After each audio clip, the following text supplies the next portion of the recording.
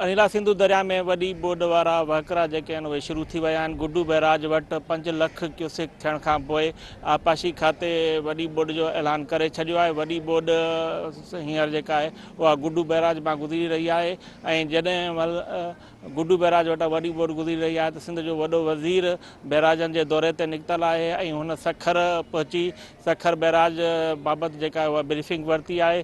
खेसि ब्रीफिंग में ॿुधायो वियो आहे त सखर बैराज वटां जेको आहे पाणी जो वहकिरो 5 लख क्यूसेक ताईं जेको आहे उहो गुज़री सघे थो ऐं उहो वॾे बोड वारो वहकिरो आहे।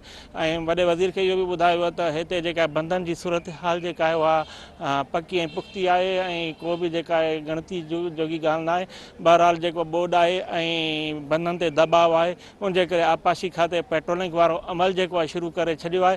बाक़ी जेके रीडिंग्स आहिनि उन बाबति मां तव्हांखे ॿुधाईंदो हलां त गुड्डू बैराज वटि हींअर वॾी बोड वारा वहकिरा वही रहिया आहिनि। 5 लख 523 क्यूसेक जेको आहे उते मथां वहकिरो आहे, हेठां वहकिरो 4,77,500 क्यूसेक आहे। गुड्डू बैराज ते जेको आहे हींअर वॾी बोड वारी सूरत हाल आहे ऐं इहा वॾी बोड वारी सूरत हाल जेका आहे 1 ॾींहुं या 2 ॾींहंनि जे सफ़र खां बाद में सखर पहुचंदी ऐं सखर में जेको हिन जो इम्कानु आहे आपाशी खाते ऐं पाणी माहिरनि मूजिबि त उते जेको आहे 4.5 लख क्यूसेक खां 5 लख क्यूसेक ताईं जेको आहे उहो वहकिरा वञी सघनि था ऐं उन बाद जेको आहे इहे बोड वारा वहकिरा जेके आहिनि उहे कोटड़ी बैराज पासे रवाना थी वेंदा।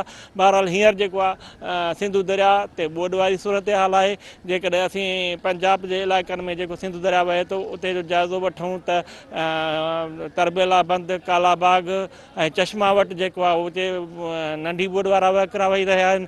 तौसा ऐं सखर बैराज वटि जेका विची बोड वारा वहकिरा आहिनि ऐं गुड्डू बैराज ते हींअर जेको आहे वॾी बोड वारो वहकिरो गुज़री रहियो आहे। जी अनिला।